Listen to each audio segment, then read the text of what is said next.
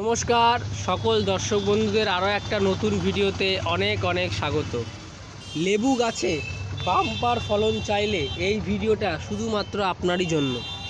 এখানে আমার গাছ দেখতে পাচ্ছেন, আমার এখানে দুটো টবে গাছ আছে এবং এই এক একটা গাছ মোটামুটিভাবে 6 বছর করে পুরনো।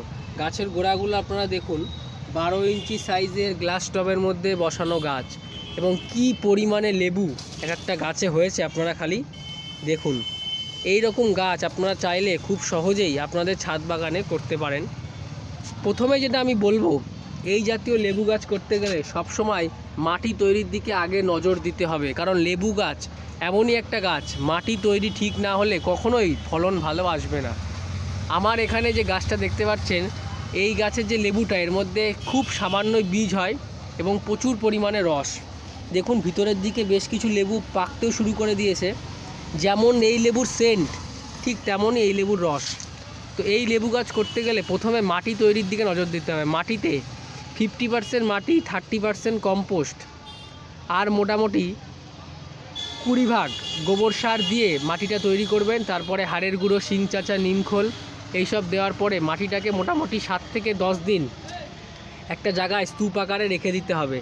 তারপরে ওই মাটিটা ভালোভাবে মিশে অ্যাডজাস্ট হয়ে গেলে সেই মাটিতে আপনারা গাছটাকে প্রতিস্থাপন করবেন এবং প্রতি মাসে একবার করে 10-26-26-এর সাথে যে কোনো একটা ভিটামিন, আমি এক্ষেত্রে সিউইড এক্সট্র্যাক্ট ব্যবহার করি বা সিউইড যে গ্রানিউল সেগুলো আপনারা ইউজ করতে পারেন, সারের সঙ্গে মিশিয়ে প্রতিটা গাছে আপনাদের কিন্তু মোটামুটিভাবে এই ধরনের যদি 12 ইঞ্চি টবে থাকে 150 থেকে 200 গ্রাম ব্যবহার করতে হবে। এর পাশাপাশি আপনারা শিং চাচা, নিমখোল, হাড়ের গুঁড়ো এগুলোও দিতে হবে। প্রতি মাসে যদি এইভাবে পরিচর্যা করতে পারেন, এক একটা গাছে এরকম লেবু কিন্তু আসবে। এবং এই গাছের একটা স্পেশালিটি হলো, লেবু থাকাকালীনই এই গাছে ফুল চলে আসে, আবার ছোট ছোট লেবু অলরেডি সেট হতে শুরু করে দিয়েছে। তো এই কারণে আমি বলবো আপনাদের এই জাতীয় গাছের চারা আপনারা সবসময় বিশেষ করে ছাদ বাগানের জন্য নির্বাচন করুন।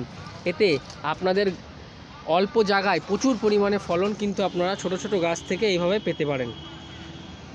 এক একটা গাছে আপনারা লেবুর সাইজগুলো দেখুন বন্ধুরা, আপনাদের দেখাচ্ছি। এই দেখুন কি সাইজ লেবুর, ভিতরে বেশ কিছু লেবু অলরেডি পাকতেও শুরু করে দিয়েছে, এই পাশেও আছে। এই জাতীয় লেবু আপনারা আপনাদের ছাদ বাগানে লাগালে 12 মাস আপনাদের লেবুর চাহিদা মিটে যাবে এবং প্রচুর পরিমাণে লেবু এই ছোট ছোট গাছ থেকেই পাওয়া সম্ভব।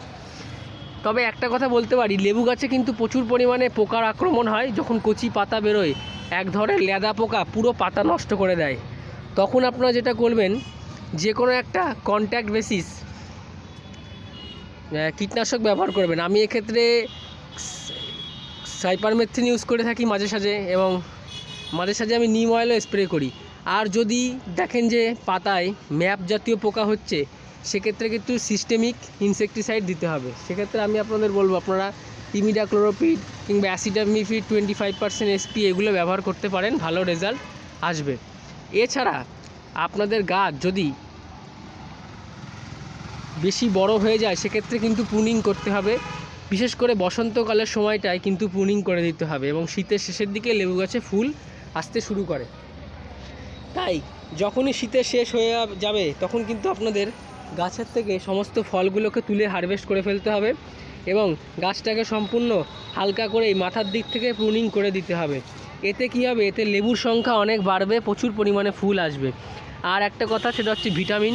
প্রতি মাসে একবার করে যে কোনো একটা ভিটামিন স্প্রে করতে হবে, অ্যাগ্রোমিন ম্যাক্স কিংবা মবোমিন ইত্যাদি, সিউইড এক্সট্র্যাক্ট। এছাড়া আরও অন্যান্য কোম্পানির অনেক ব্র্যান্ডেড পাওয়া যায়, আপনারা যেটা খুশি ইউজ করবেন। তার মধ্যে যেন zinc, sulphur, magnesium, calcium, boron ইত্যাদি উপাদানগুলো থাকে।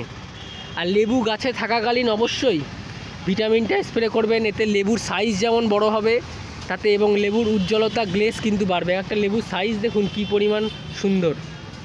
আপনারা অবশ্যই ছাদে এই ধরনের লেবু করতে পারেন। আমি একটা লেবু আপনাদের ছিঁড়ে দেখালাম, দেখুন লেবুর সাইজ দেখুন।